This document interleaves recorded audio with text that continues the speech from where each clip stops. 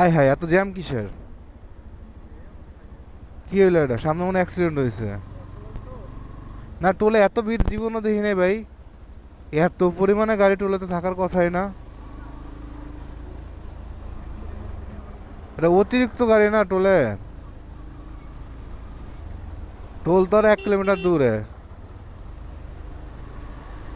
এত তো গাড়ি কখনো থাকে না টোলে। আর টোলে কি এতক্ষণ ধরে গাড়ি আটকে থাকবে? আমার কাছে মনে হয় সামনে অ্যাক্সিডেন্ট হয়েছে।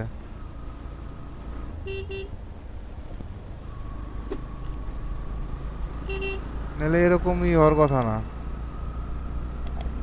মানে 1 কিলোমিটার আগে থেকে মনে হয় এরকম জ্যামরা লাগে আছে।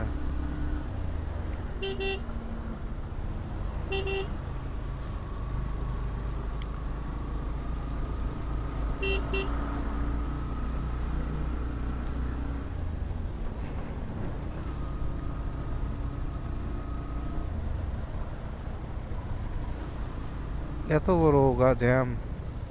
এখন তাই মনে হইতেছে যে অ্যাক্সিডেন্ট কিছু হয় নাই, এই টোলের ইসের জ্যাম লাগছে এরকম।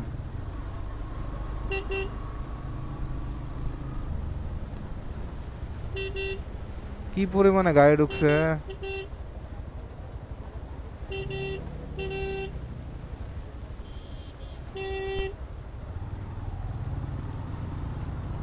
প্রচুর আকারে গাড়ি ঢুকছে, বুঝলাম না। এত তো লেট, মানে এত বড় তো সিরিয়াল হওয়ার কথাই না।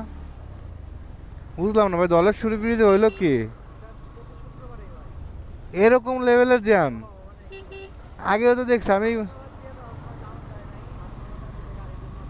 আগে তুমি কোনো সময় এরকম জ্যাম দেখি নাই রে ভাই। এত বড় জ্যাম, 1 কিলোমিটার দূরে জ্যাম।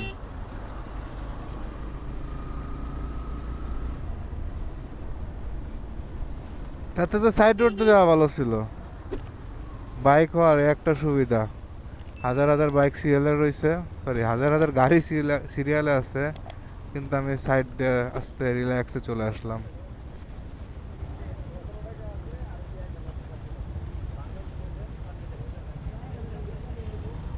এগুলো হচ্ছে প্রতিবন্ধী ড্রাইভার। এই যে সামনে এটা হচ্ছে প্রতিবন্ধী ড্রাইভার, সবাই সিরিয়াল দ্বারা রয়েছে, সাইডের তে এসে ঢুকাই দিল। এই দিকে চান্স দেওয়া উচিত না।